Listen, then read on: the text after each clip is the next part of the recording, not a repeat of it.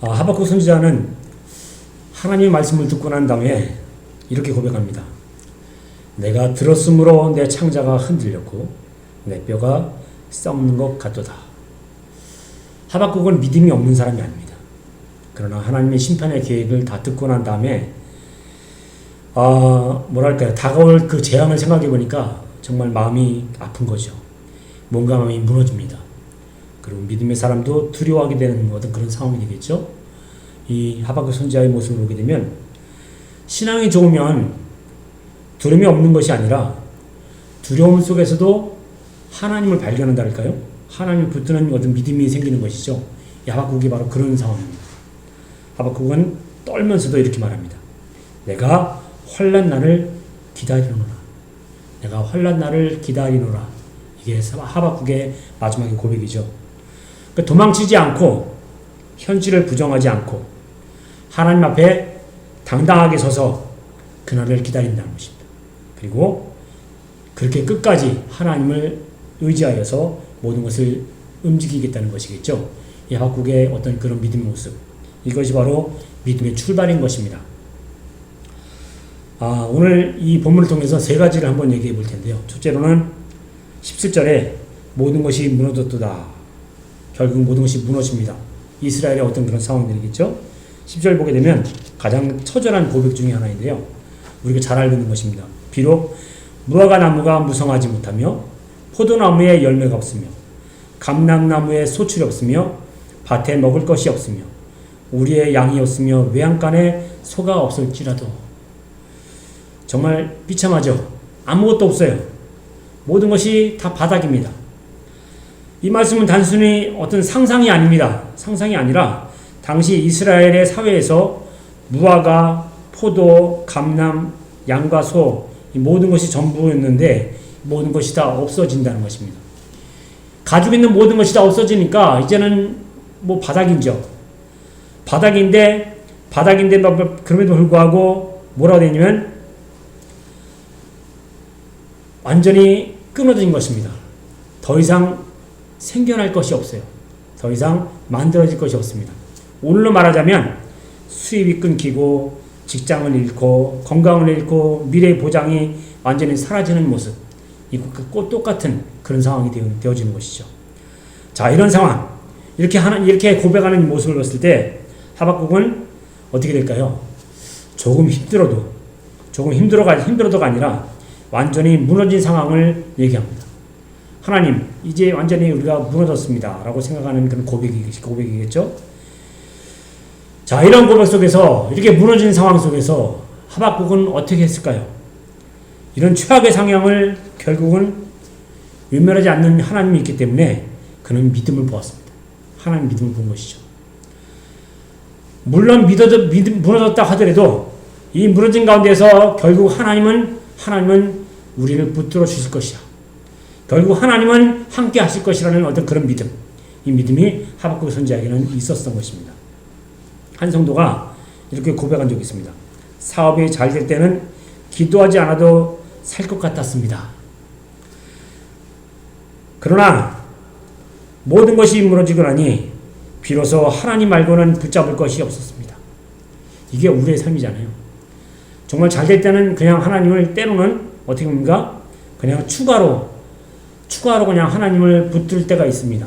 그러나 완전히 무너져버리면 결국은 우리가 붙들 수 있는 것은 하나님밖에 없습니다.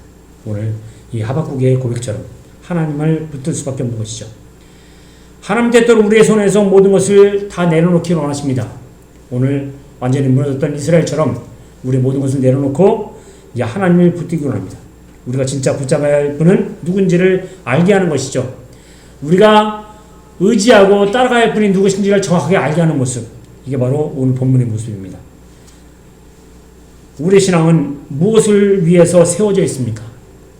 또한 어떤 것을 바라보고 있습니까? 형편이 좋을 때만 감사할 신앙인 그런 것이 아니라 정말 모든 것이 사라져도 하나님은 여전히 하나님이신 것을 우리가 믿고 따르는 그런 신앙, 이 신앙이 우리의 모습이 되어 할 수 있습니다. 하나님 종종 우리가 의지하던 것들을 내려놓기 원하시고 내려놓고 오직 여호와 하나님, 그리고 진짜 신앙의 대상이 무엇인지를 알게 하는 그 모습, 이것을 우리가 바라보기를 원하십니다. 오직 여호와를 바라보시고 하나님을 의지하셔서 하나님께서 주시는 그런, 하나님께서 만들어갈 그런 것들, 이런 것들을 기대하면서 살아가는 모습, 이것이 우리 신앙이 될 줄 믿습니다. 그 다음에 두 번째 뭐냐면 18절에 보니까 그럼에도 불구하고라는 것이 나와요. 그럼에도 불구하고 나는 여호와로 말미암아 즐거하며 나의 구원의 하나님으로 말미암아 기뻐하리로다. 여기서 하박국의 신앙의 빛을 발합니다. 그러니까 환경은 변하지 않습니다. 상황은 여전히 최악입니다. 그러나 그의 기쁨의 근거는 어디냐면 상황이 아니라 하나님이라는 것입니다. 하박국은 말합니다. 나는 여전히 기뻐할 수 있습니다. 왜냐하면 하나님은 여전히 나의 구원의 하나님이기 때문에 그렇다는 것이죠. 믿음은 어떤 문제의 믿음의 부재가 아니라 하나님의 임재를 붙드는 능력인 것이죠.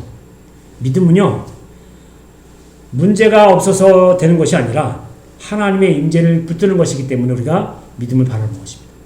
하나님의 임재, 내 속에, 나의 삶 가운데 하나님이 계신지 아닌지를 알고 따르는 것이 바로 믿음인 것입니다. 오늘 하박국 선지자가 그럼에도 불구하고 하나님을 의지하고 따라갑니다. 이게 하박국 선지자의 믿음이었습니다. 저 여러분도 우리 모든 상황 속에서 혹시 내게 정말 하박국 선지자처럼, 아니 이스라엘처럼 그렇게 모든 것이 다 없어진다 하더라도 우리가 바라볼 것은 무엇인가? 바로 여호와 하나님을 붙드는 하나님이 나와 함께 하신다는 그런 믿음, 임재의 모습들, 이런 것을 우리가 믿고 나갈 때에 우리는 모든 것을 이길 수가 있습니다. 하박국 선지자처럼 하나님을 붙드시고 의지하시는 저를 되시기 바랍니다. 폭풍 속을 지나가는 비행기가 있습니다. 물론 승객들은 흔들리는 기체 안에서 두려워하겠죠. 조종사는 어떻게 했습니까? 조종사는 뭘 바라볼까요? 계기판을 바라봅니다. 하늘이 보이지 않아도 계기판이 가리키는 것을 방향을 통해서 계속 이 조종사는 움직입니다. 계기판만 믿고 나가는 것이죠. 믿음 바로 그런 것입니다. 믿음은 창밖의 상황이 아니라 하나님이라는 계기판을 바라보고 나가는 것입니다. 하나님이라는 계기판을 바라보고 나가게 되면 이 믿음은 결국 하나님께 의지해서 나가는 것이기 때문에 하나님이 가리키는 곳, 하나님이 움직이는 곳, 하나님이 역사하시는 곳을 통해서 우리가 이 험난한 것을 헤쳐나갈 수가 있는 것입니다. 바로 하박국 선지자가 하나님을 의지하여서 이 험난한 것을 헤쳐나갈 수 있도록 그 믿음을 보인 것입니다. 우리의 기쁨은 어디에서 옵니까? 문제가 해결돼야만 웃을 수 있다면 이것은 어떻게 보면 조건적인 그런 신앙이겠죠. 진정한 신앙은 그분 때문에 기뻐할 수 있다면 내가 온전히 그분을 찬양하겠으면 하는 그런 모습, 내가 그분 때문에 찬양할 수 있는 모습, 그분 때문에 기뻐할 수 있고 그분 때문에 감사할 수 있는 모습, 이게 진정한 우리의 신앙의 모습입니다. 저 여러분, 하나님이 계심으로 기뻐하시고 하나님이 나와 함께 하심으로 감사하시고 하나님이 나와 함께 움직임으로 내가 정말 찬양할 수 있는 모습, 이런 모습이 우리 모습이 되기를 주님의 이름으로 먼저 부탁드리겠습니다. 근데 마지막에 뭐냐면 19절에 보니까 나의 힘이 되신 여호와라, 주 여호와는 나의 힘이시라, 나의 발을 사슴과 같게 하사 나를 나의 높은 곳으로 다니게 하시리로다 그랬습니다. 하나님은 하박국에게 길을 없애주신 것이 아니라 험한 길을 이길 수 있는, 험한 길을 걸어갈 수 있는 힘을 주신다는 것입니다. 사슴은요, 절벽에서도 떨어지지 않고 정말 잘 가요. 그 사슴을 잡으려고 다가오는 그런 치타나 이런 것들을 보게 되면 그 사슴을 못 쫓아가요. 얼마나 잘 가는지요. 절벽에서도 정말 기가 막히게 걸어갑니다. 이 사슴의 발이거든요. 이런 발을 우리에게 주신다는 것이죠. 어려움 속에서도 그 험난한 것을 잘 걸어갈 수 있도록 힘을 주시는 그 발, 이 발을 하나님께서 우리에게 주신다는 것입니다. 믿음은 문제를 제거하는 기도가 아니라 문제를 넘어설 힘을 하나님께로부터 받는 것입니다. 마치 사슴의 발을처럼 그렇게 걸어가는 모습, 이렇게 우리는 걸어갈 수 있는 힘을 주시는 것이죠. 여러분, 오늘 시간 그 힘을 받으시기 바랍니다. 그 힘을 누리시기 바랍니다. 그래서 우리가 당당하게 이 모든 걸 걸어가요. 누구의 힘으로요? 예수 그리스도 하나님의 힘으로 걸어가는 것이죠. 그래서 우리가 걸어가면 결국은 이 모든 것을 이길 수가 있는 것입니다. 등산을 할 때 사람들이 등산화를 정말 좋은 거 사잖아요. 왜 좋은 거 사는지 그 이유를 압니다. 왜냐하면 등산은요, 다리에 힘이 중요한 것이 아니라 발이 편해야 돼요. 발이 편하고 그리고 잘 버틸 수 있도록 이 신발이 잘 움직여야 됩니다. 그래서 등산화를 좋은 걸 신는데, 그래서 좋은 걸 신으면 발이 편하게 되고 결국 길이 험해도 발이 보여주기 때문에 신발이 편안하기 때문에 결국은 끝까지 갈 수 있는 것이죠. 하나님은 우리 인생길을 항상 편하게 만들어 주시는 그런 분이십니다. 우리에게 신발처럼 그렇게 만들어 주시는 그런 것이죠. 우리에게 힘을 주시는 것이죠. 그래서 우리가 힘을 주시고 공부하시는 그 하나님과 함께 이 어려운 길들을 잘 걸어갈 수가 있게 되는 것입니다. 하나님은 우리의 인생의 모든 산을 평지로 바꾸는 것이 아니라 그 산을 오를 수 있도록 발에 힘을 주시고 또 나아가서는 주님이 우리에게 말씀하시는 그런 것으로 다가오십니다. 내가 내 힘이 되겠다. 내가 내 힘이 되어주겠다라고 말씀하시면서 우리에게 그 힘으로 그 것을 걸어갈 수 있도록 만들어 주시는 것이죠. 이게 바로 우리 하나님이십니다.